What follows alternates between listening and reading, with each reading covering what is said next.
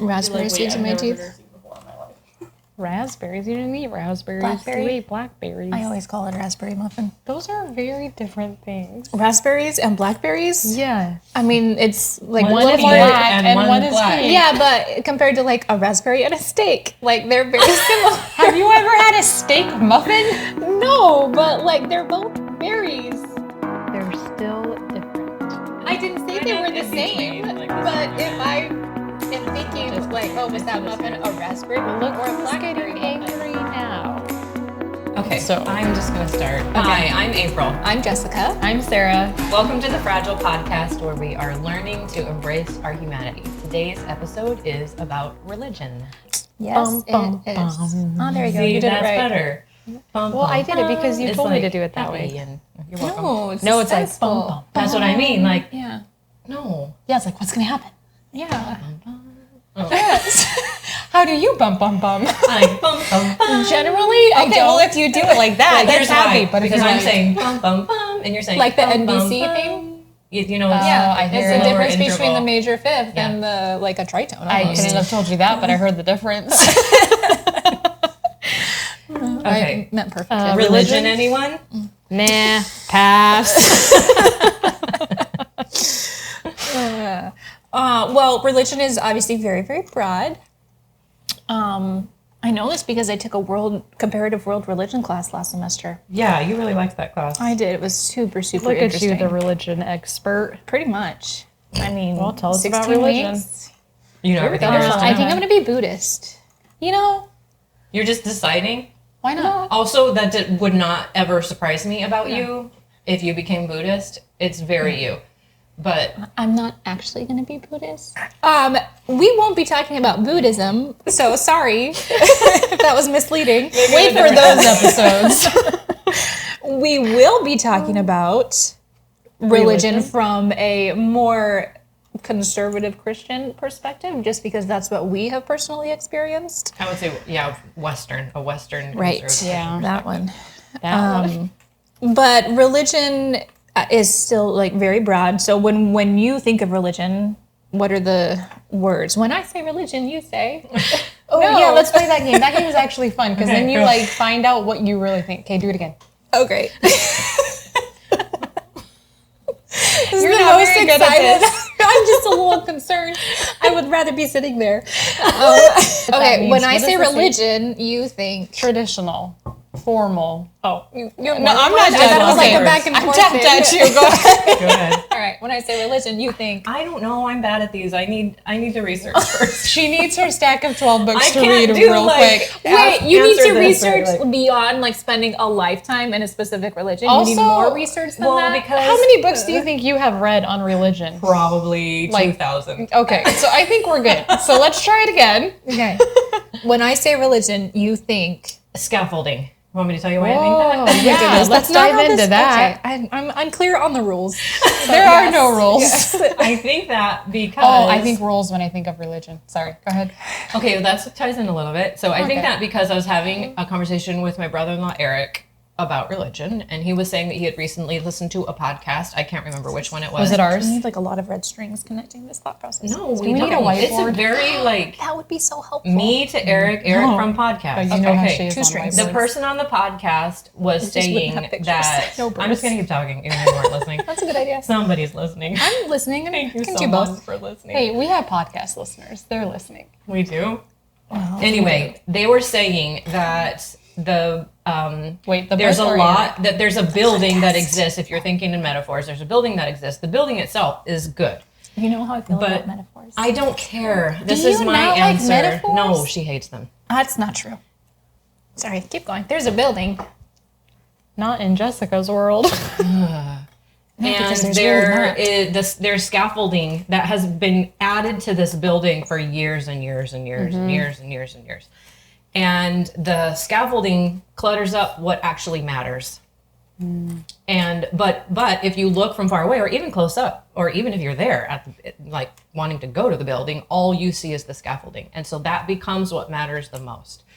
When really the scaffolding doesn't matter at all. It's only there to upkeep the building or to, construct the building or whatever it is. And so the metaphor stuck with me for a while, and I really thought about it for a while, and I'm probably butchering it because, again, it's coming from the podcast to my brother-in-law, That's to not me, why, it's because to it's a you. metaphor. To Jessica, who hates it. We can have a whole conversation about metaphors another time. Oh, another Don't podcast episode. cross me on literary tools. Anyway. I feel like that's fair. She So wins to that me, one. I think of religion as scaffolding. It's the stuff that clutters up what really matters. Like, what are we trying to get to here? We can't see it because it's all covered up in man-made scaffolding.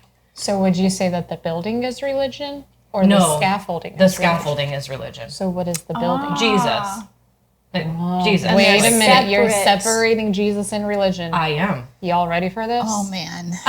I absolutely am. Bum, bum, bum. Thank you for going down. No, we established it goes that way. Guys, an edge piece. We're not going back to that. Wait, I got it it. got so quiet. We're like in hushed holy reverence. Forget religion. We found a piece of the puzzle. We found our religion. How did that take you so long to find? I wasn't looking for it. Such judgment. You need religion. No. Do that's any not of us, true. though? No. Oh boy, we're Okay. getting into it. I think of religion as like, and I guess this goes along with the scaffolding metaphor. No, I will not allow it. You do not respect the metaphor. You cannot I borrow don't. my scaffolding. Actually, that's not true. You can't borrow my Yeah, scaffolding. metaphors need to be another time. As like the structure for how to approach Jesus, not approach like how to get close to him, but just a structure that allowed, like in a family, having a family structure, like expectations and vibes, like for the Vibes. healthy functioning of the family. I can see religion, like how it has been used to provide that structure within a group of like hopefully like-minded people. Do you think a person can get to Jesus without it? I think we should define what get to Jesus means. Well, but what do you think it means? Because you were saying that you think religion like allows for people to get. yeah, to me that would be like to know Jesus more intellectually, spiritually, emotionally. That's what I would say. So then, do you think people can do that without religion? I think we still need to define maybe better what exactly religion is. Is it like being part of organized religion, like a church? Can you have religion that's not organized? Yes, I think so. What does that look like? Hippies? That's your religion. That's for sure Buddhists are organized. They have temples and all that, and like sacred texts. That feels organized. That feels organized. Is that organized how enough. organization Well, the works? Bible is very organized, Right. And that's But I think when, Religious. like more specifically, when we typically in our Western mindset, when we're talking about organized religion, we think a church of some kind. For sure. And we should probably just stay away from like the Buddhism talk and just stick with like conservative evangelical Christianity. So you're talking about like the building, the people inside. so that you consider religion. I consider it a form of religion. And probably like for the purpose of this episode, that's probably what we're mostly talking about as far as past experiences, like where we have come from. Do you think of it as corporate or as personal? Can you have religion that is just personal and not corporate? Can we have like Christianity, like our version of Christianity, or what we would think of as a healthy version of Christianity? Is that what you're saying? question?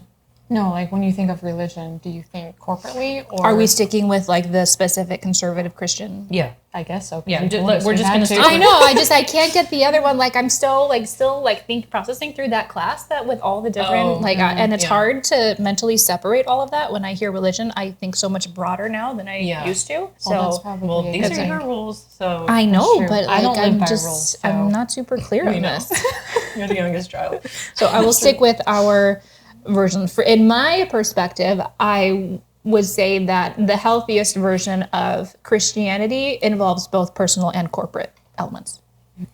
Interesting. I'm just thinking through that. Okay. I don't have a response to it, but that's why I'm not like Processing? Yeah. Just thinking. And my backing for that would be examples seen in the Bible throughout the New Testament.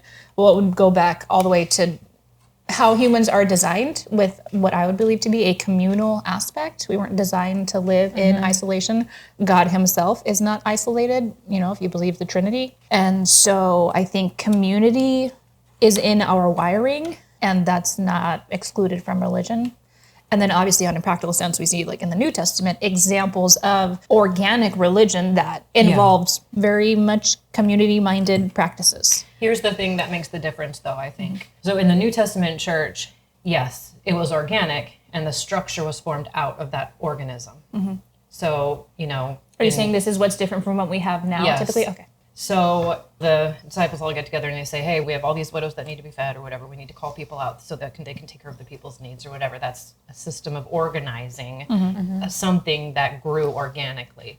I think what we have now is the system without any We've done it organics. backwards. Yes. And I don't started know that with it's the possible to undo that. Yeah, I have a really hard time thinking about religion any other way than the organized system, the physical location, the physical gathering of people on a Sunday morning. Like, I think I just dissect it. Like, that's religion, but then what you do personally throughout the week is your own spiritual journey. So those religion is different from just spirituality? In my mind, yes. Like it should be that way, or you're just saying it just automatically you think I don't of know. them that way? Yeah, I don't know. That's just how I think of it. Well, I think a little bit of background context from us would be helpful in this conversation for listeners. Yeah. But we were all a part of a similar, well, it was independent fundamental Baptist churches. And if you're not familiar with that, you can Google it and have fun. Have fun with But that. that's where we are from. And then Sarah, you and Nick kind of experienced some not great things. And Yeah, like how far do we want to dive into that?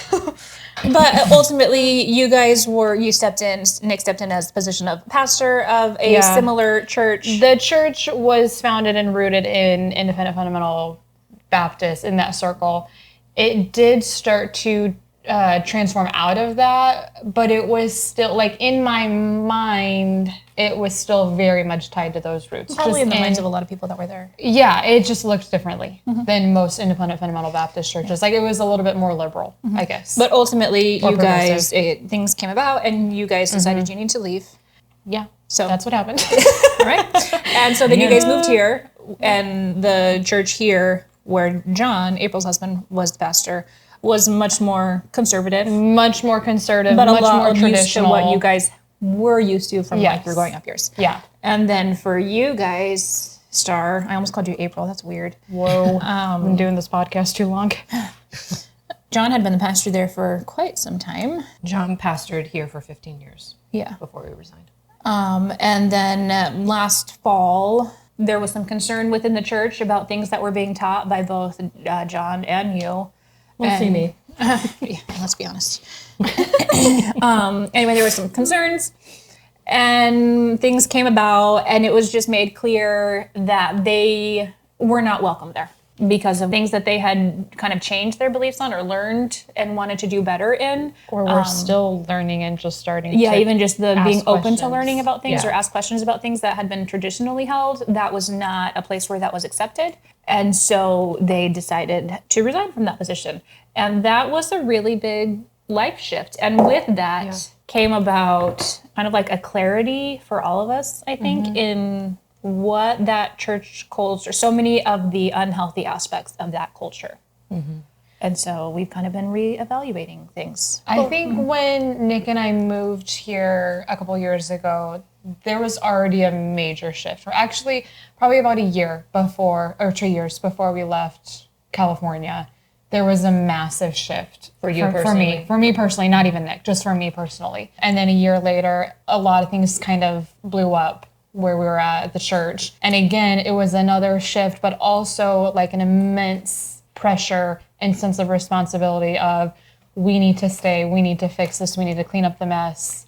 We're the ones to come in and save the day kind of mentality. And that, I mean, completely fell apart within a year. And then after that, for me, I think another massive shift of just seeing firsthand how this system is not set up for people, I guess. Like, it's not set up to embrace humanity. It's not set up to acknowledge people's humanity. It's set up to put one person on a pedestal and everybody follow blindly behind that one person. And that one person is supposed to carry the weight of everybody following them in hopes that they're following Jesus. And so there were definitely some major events for me that caused me to have major mind shifts. And you would probably say that your mindset shifts kind of changed differently, not so much because of events that happened, but just from like personal learning. Because of bigger events that were happening. Like global? Like Not just within your church? The election in 2016, and then again in 2020. But I would say it started, the reason I would say my eyes were open to those things in those times was because of things that were already taking place in my own personal life before. But I would say for sure, when I saw Christians vote Donald Trump in 2016, and not just vote him in, But like wholeheartedly embrace him. Yeah, and we'll probably have another episode on politics later, so I won't get into that now. But I would say then again in 2020, when everything in the whole world shut down, and then there were the protests, the Black Lives Matter protests, and something that was super helpful to me was that I was writing a lot during that time, and so I was like processing out a lot of what I was thinking, and of course reading so much all the time. But when in 2020, when I saw again, it was the reaction of Christians to what was taking place in the world and taking place in our country. The vitriol, the paranoia, the defensiveness. I hate to use these strong words, but they're the things that I saw about so much. They say like when it's chaos, who you are rises to the top. Like you can't hide who you are anymore. And I think the blessing of 2020 was that we just saw everybody for what they actually were. Okay, so it was like, now we know what actually matters to you. Yeah. And what doesn't.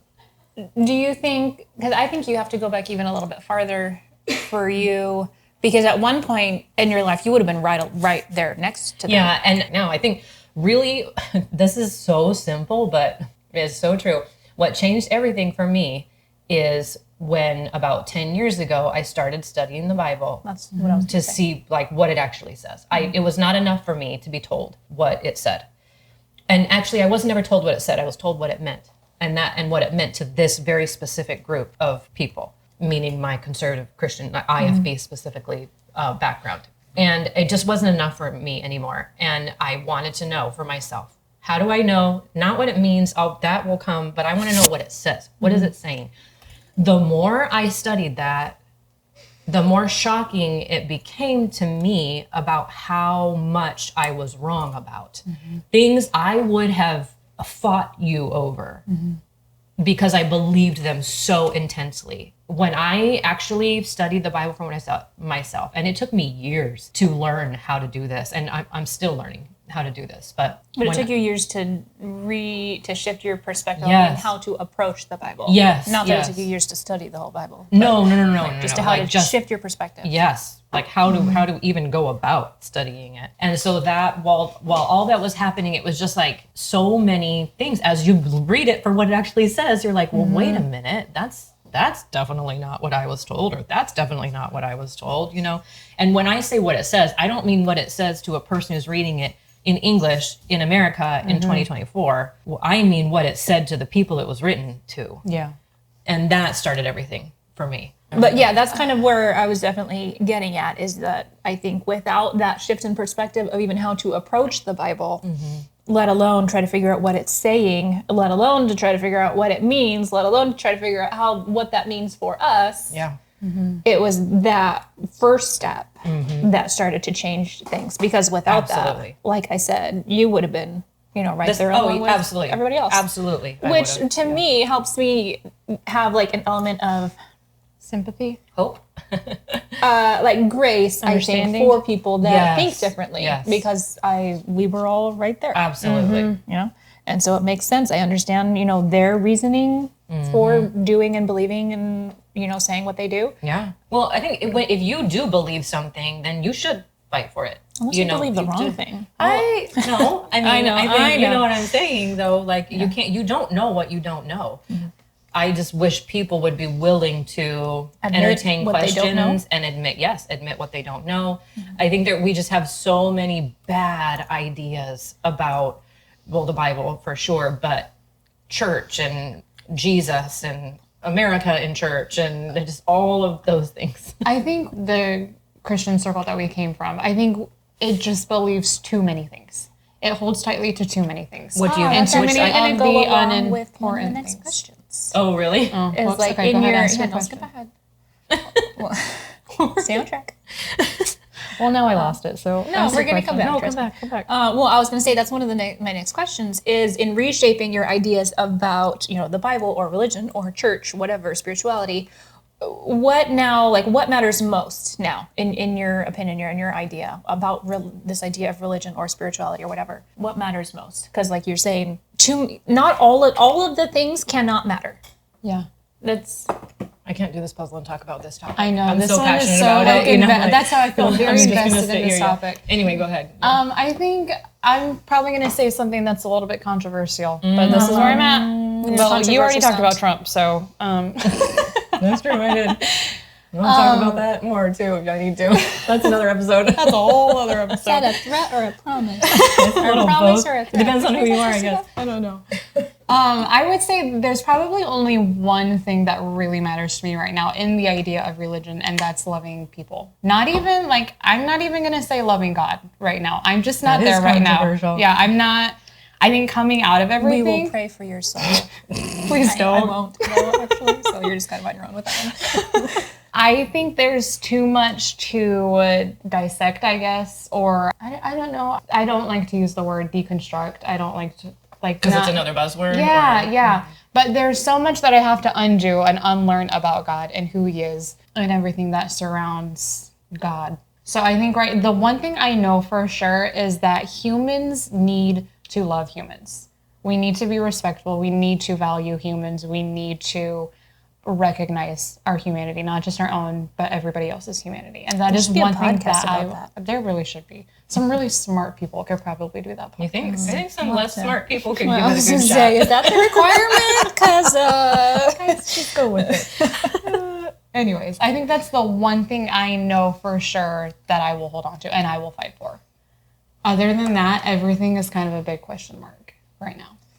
I think that's a really big deal because that's such a departure from like what we've been, not just what we've been taught, but what we've always believed personally, because I think we've all personally believed stuff other to that. And a lot of people, I think, can see that as like, you don't think we should love God and like clutch their pearls. But Their pearls. Their Bibles. that one's better. 'Cause we're not from the South. But with that, even being able to say something like that out loud, let alone believing it, it comes with a lot of freedom. Yeah. I think. And peace to just be able to say, this matters most. Mm-hmm. And a lot of this other stuff doesn't. And it's weird to embrace that idea while at the same time knowing and hearing like all of the things in your head, like all of the Christianese phrases of how you're... I've never heard that before. No, but so, I like love 8 billion times. But like how you're backslidden or you're walking away from God or, all of that. I just think that, so like if we're still on the question of what matters most, this will not surprise you, this is my answer, but I think what's actually true matters most. And I think there are just so many things that I accepted as true that are just not true. They were spoken as true and blamed on the Bible. And they're just not true things. Not according to the Bible. Like if that is your benchmark, which for me, it is in a lot of things. I think also common sense and culture give us some good benchmarks for stuff, but you can't trust culture. Satanism culture also. Culture is the should enemy. be a soundbite. What should Is be that things were taught as true and blamed on the Bible? Yeah, I was going to stop that and be like, whoa, that's good. Anyway, I just think that there are so many things that we have believed, and there are so many things now that, and I'll just say me, that I was told this is true, and I just believed it was true, that I have found out that's just not true. or at the very least, it's different from what that is. And I'm talking specifically about things that I have come to learn from the Bible. And I'm not a Bible expert, but I will say that I have spent the last 10 years figuring out how to approach this book. And what it has taught me is that, this is going to be another controversial thing that I'm going to say that I'm worried to say. One thing the Bible has taught me about itself is that it should not be an idol to us. The Bible should not be an idol to us. And we don't have time to like dissect all that stuff. No, but so we I'm will not- get into, in other episodes, we'll get more specifically into some of these other things, like how we approach the Bible or specific issues that we will. We'll change take our a lot minds of on. time. On This other is things, all but- going to, unfortunately, sound like a little vague, but we'll circle back. Yes, many, many times. What's our chime? Woo! That's my chime. That's a good one. You stick with it. I'll forget Anyway, it next time. so It's gonna be a different I'll chime leave it every at time I that. do I it. probably have more answers to that, but I'll leave it at that. So in reshaping these ideas about religion, we kind of had to ask, what matters most? And because I'm more spiritual than Sarah, I would say that loving God and loving others matters most. You've But- reached another level of spiritual maturity much. that I have not. You'll You get go. there. You go right ahead. She gets to sit closer to the front of the church now. Wait, can I raise my chair a little higher? Except she doesn't That's all you get.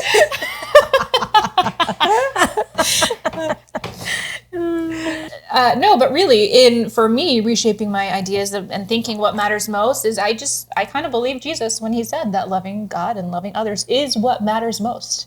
And it's funny to me how we skip over that when he says, like, that's really what matters most. Or And we make it seem that's like all, something folks. is actually not. For sure, the loving others part.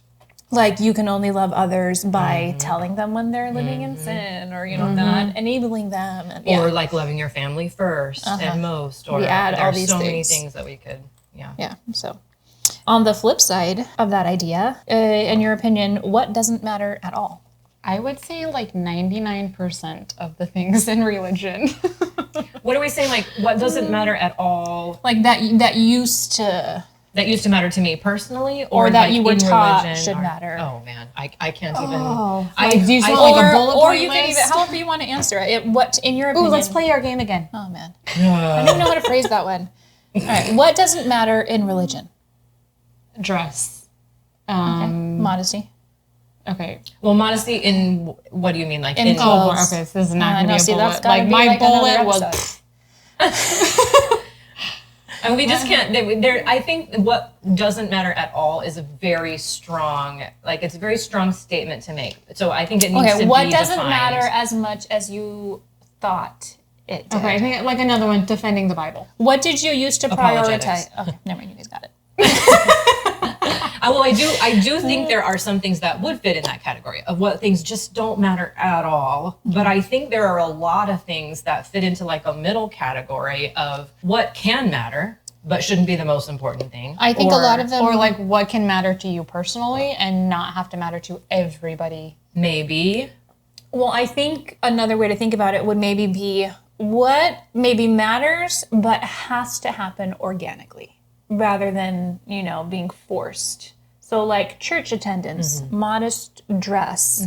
I can't even think of. I hate those words. So even. like those things can matter. Yeah. But they need to matter in a way of like, I am prioritizing these things out of a love for God and a love for people rather than because my church says Do you that, think you can say that about dress? Like you really think like what you I wear? think that's like a whole, we'll do a whole podcast on that. Because I got lots of thoughts. We're going to on be that one. talking about purity we would culture. probably have really That's different gonna be a good thoughts. one. That'll be a whole separate podcast that we can talk about. We can dive into that stuff. Well, in the realm of religion or organized religion, I think church attendance, service structure, like how you structure Okay, so your this services. is a good one. So church attendance, I agree in the way that it's been presented to us. I don't think it matters in that way. However, I do think it is important that you have a community of people who you are voicing your questions about God and you are looking into what the Bible actually says and you are allowing for each other's humanity and you are loving other people together.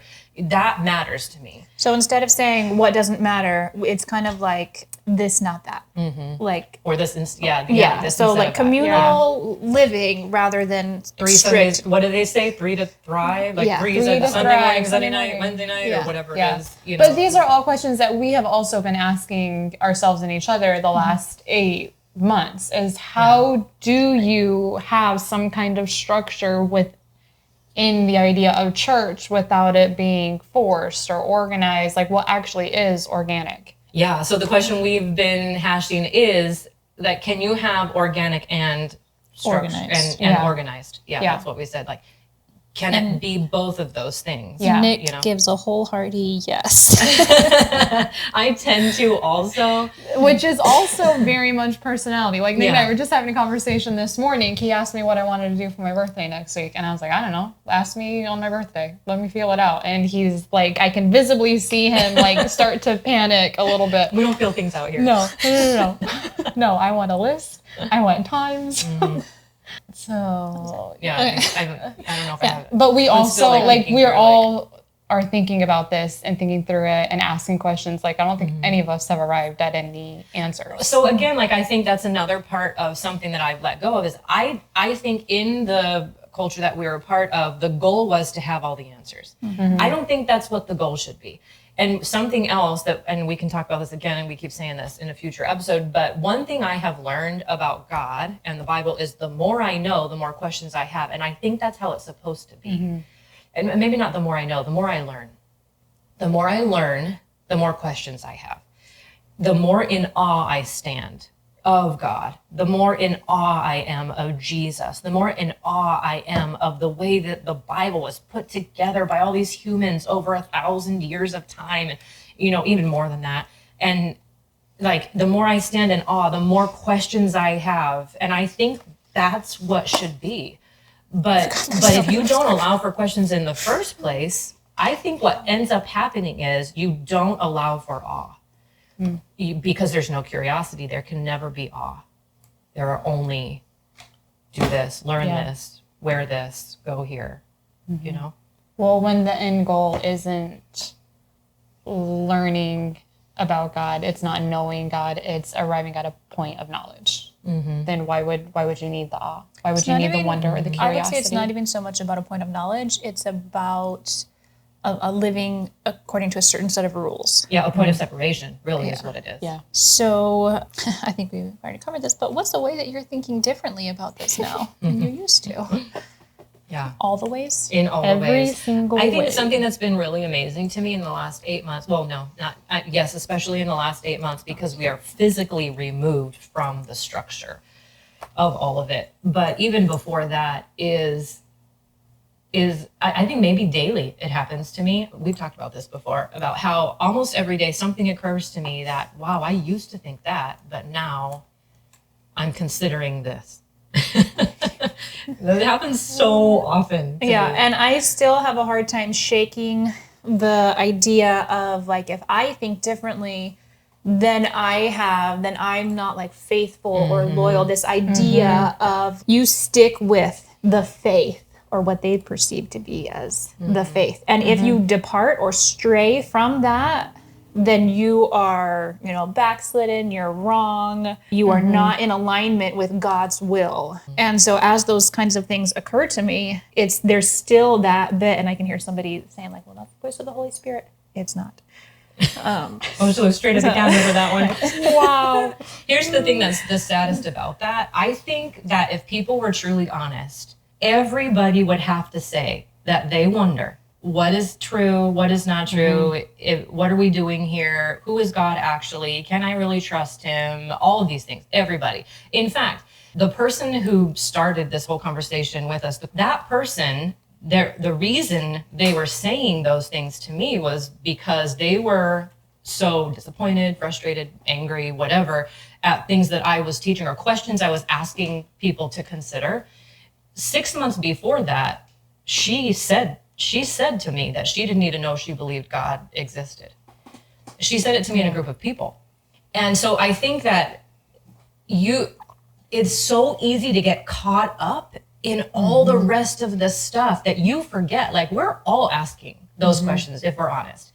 But I think if you are asking those questions, your instinct is to squash it immediately. We don't ask that. We don't consider that. And so if you keep squashing that down, then eventually you just don't even hear those questions inside you anymore. And so then it becomes easy for you to say to somebody else, you're not allowed to ask questions. Well, I think what happens is the system is set up for the people to have not really any thought or belief of their own. That system does not allow you to think for yourself. So what happens is anybody considered the people or the congregation puts all of their faith and trust in the pastor or in the leadership.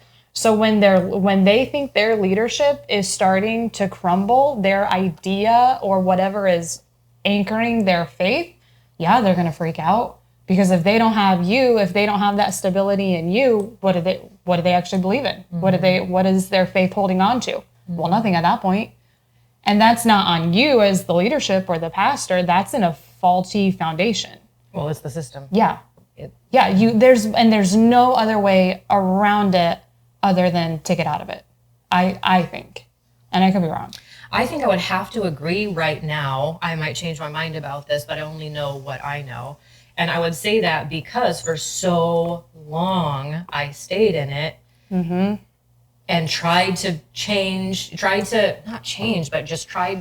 present questions to consider. Questions that I was considering, questions that I felt like I was in a safe place to say, would you consider this with me? And it just ended up, it was so futile. Yeah. You know? And so I think that, I don't know if I'm ready to say that it cannot be done still in the system, but I will say it's a lot clearer outside of it. I think I think it's important to remember, and that we've all come to realize the longer time we've spent apart from this and the farther away we've gotten, is that the system that we were a part of, the culture that we were a part of, is so small. It seems so much bigger than it really is in the grand scheme of the world. So to us, it seems like everything. Yeah. And when to the rest of the world, it's so there's so much more else out there. So there are so many more, like Buddhism. Right. See? But no, healthy church cultures, I would imagine they're out there. Where are you? No, I would say, so I've traveled a lot, around the world and seen for sure that it seems like in other parts of the world, they have less to contend with maybe than we do here. Argue maybe even in America. You think in other parts of America that there is a healthy church out there somewhere? Yes. Well, I think I don't know what that means. What is a healthy church? I think you have to go back to what matters most. It's a church that prioritizes what matters most. And nothing else? Or I think you're willing to, if the priorities are aligned with God's character and the Bible, then I think there's a lot else that won't matter. People will still be human. Maybe there are things that you don't personally align with, but that you're willing to accept because of their humanness, their fragility, and yours. But ultimately, when the main things matter, when you're aligned in the main things of loving God and loving people, the rest of it is, it's fine. You can work with it. Yeah, I mean, I guess I can't, obviously I can't say, there's no good healthy church that exists in America. I can't say that. I will say that I've been to probably a few hundred of them.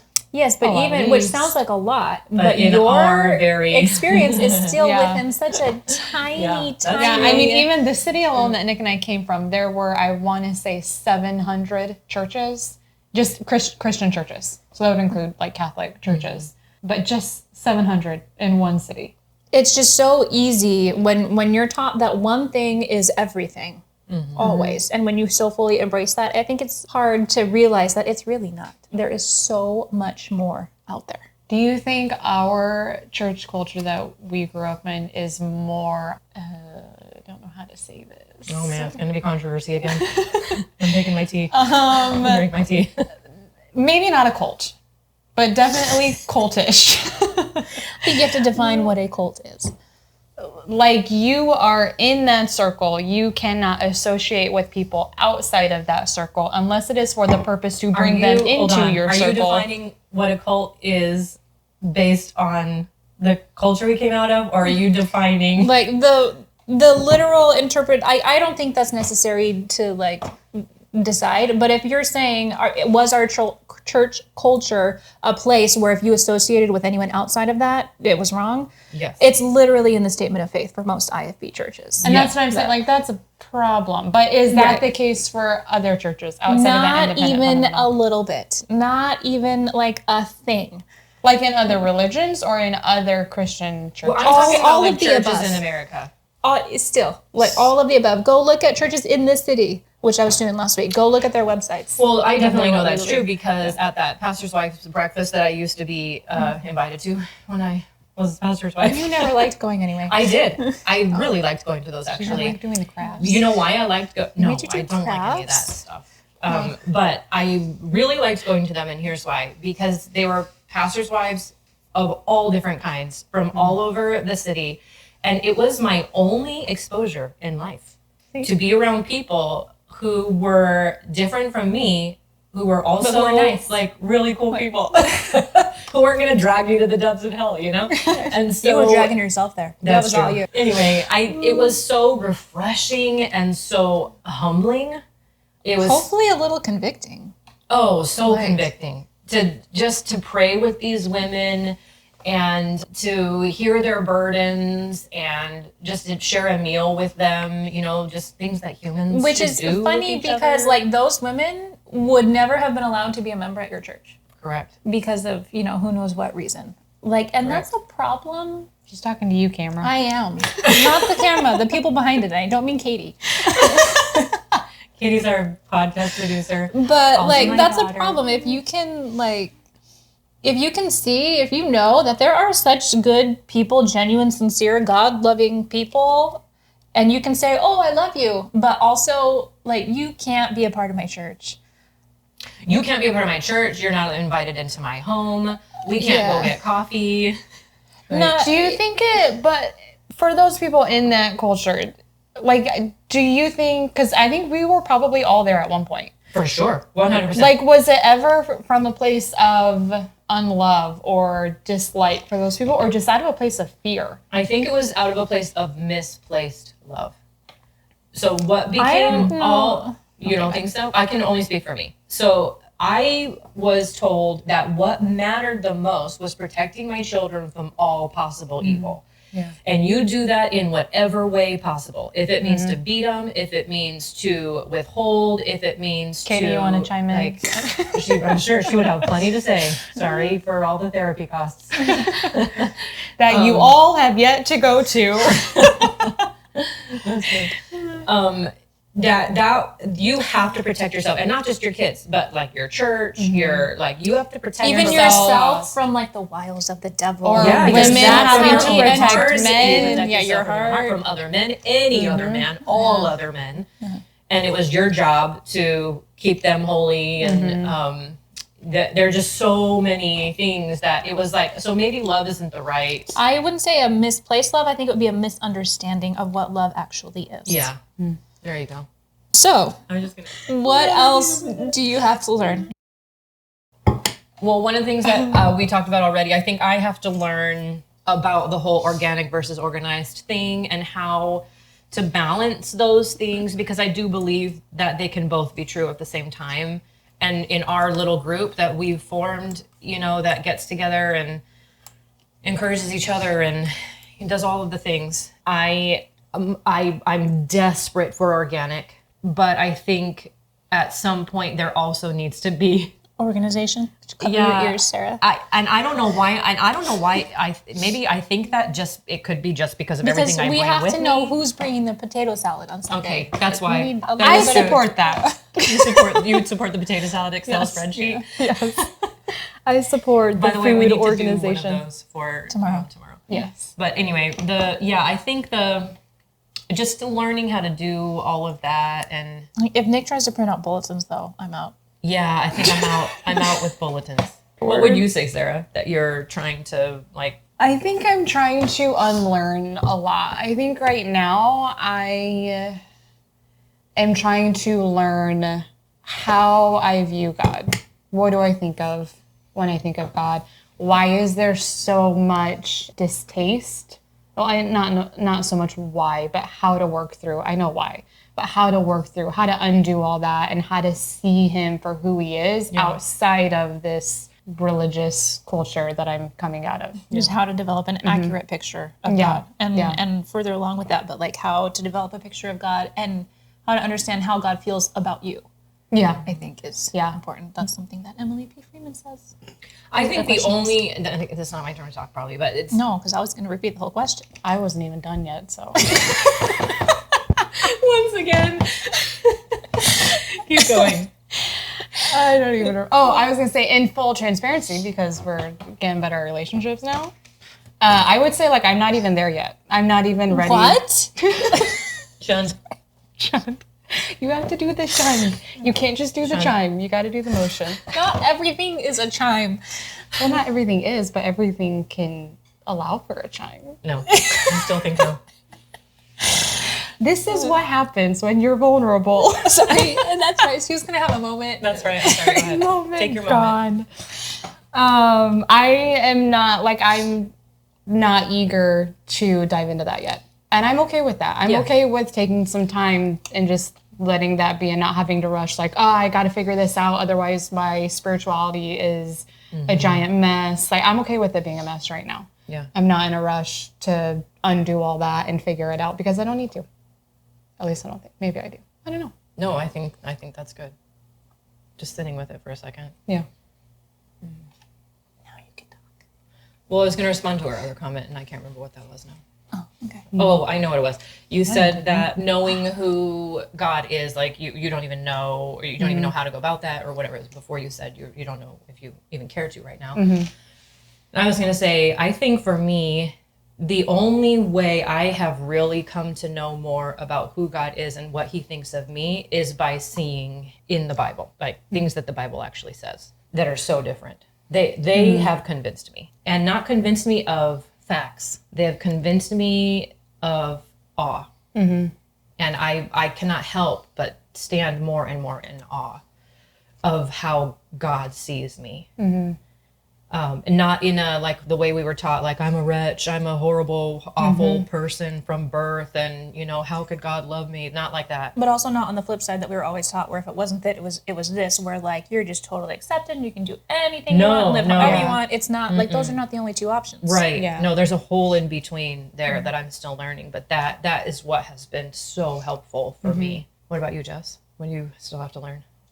I think a combination of both, learning more like who God is, like what is the accurate picture of God, and then what is spirituality. Like those are connected, but then what is healthy church? So the two were they were combined. And then the church thing is separate. That's okay, you can do that. And I don't think they have to be figured out, like one does not have to be figured out before the other. Sure, right. They don't really have to be figured out at all. Right. Yeah. But It's all just something that we're moving through, like learning. kind And of like life. just gonna hopefully be learning forever. Yeah, there's no end goal in mind. Like, I'm not sitting here thinking, once I have reached this understanding, then I'll be at peace. I am at complete peace right now. Probably for the first time. Yeah, and that's something I think of often is the piece of not knowing things is so different than what I was always taught. Yeah. Where like if you ask questions or if you doubted things, then you were not living in God's will. You wouldn't be at peace, That is so different. The reality is so different than what I always thought it would be. Where it was always, taught to be this like chaotic, tumultuous life. Where really, like I would say I know way less now for sure than I ever would say I did. But the peace right now is so much more prevalent than it ever was. Absolutely. Yeah. John was actually just saying that to me yesterday. We went out for a little bit, and he was saying almost exactly the same way that you just said it now. I know, it's true, because I married John. I married Jessica. You did. I also married John. It's good that you But remember I that. married Wow. Jessica, and Jessica married me, actually. We're getting real controversial now. That's a whole That's separate a episode. different religion altogether. I don't fully support that, by the way. Anyway, he was just saying the same thing about how he's shocked at how little he has no regrets about anything, and how much it feels like he just doesn't know a lot right now, but how comfortable he is with that, and how peaceful it is to rest in the fact that I know that God's opinion about me does not change based on how much I know about him or how many right answers I have about who he is, or like that nothing changes that. And it's just such a comfort it's such peace to know that I can ask literally anything I want. I can not know anything. Yeah. And that's okay. Yeah, because I think now what's happened is all the pressure to know everything is gone, but the questions are still there. Like, I think, if I'm being honest, I've always had questions. Always. Since I was a kid, I've always asked questions. I remember that. And so when you're in that, when you're in it, you have all that pressure on top of those questions, but you can't ask the questions because the pressure is just shoving them down. But now, coming out of it, the pressure is completely gone, and now I'm freely able to ask the questions. Or not ask. Yeah, or just be okay with not asking. Like, they can Be okay just with be not questions. Yeah. All good things, all good things. And while you two were here chatting away, I didn't do it. You did not finish the puzzle. it did not. I But I hate this put puzzle. all of those together. That's like 4 pieces. Well, it was more than you did, so That's true. I don't think I connected 2 pieces this entire to carry all the weight. Well, if any of you have questions or you're sharing the same questions that we are about Again, religion, don't come to us. We don't know a whole lot. We can't help you, but we'll listen. We We'll will. let you ask them. Yeah, we won't shame you for asking questions. No, ask on Instagram or on the comment section on Substack. You can talk to us on YouTube. You can talk to us on any of those places and just ask. Let's continue. Let's just keep the conversation going. I think the most important thing is to Never stop questioning. I have that on a magnet. Somebody smart said that. I know I have that same magnet. We got it at the New I York thought Public you said Library. New York on City. a magnet. Oh no, already done. No, That's no. Oh man, Sorry. we're already talking That's about not our merch. We both have big that magnet. money-making idea. That's when we went to New York without you. When I sang in Carnegie, when you weren't and you didn't That's you. come. Only when we go to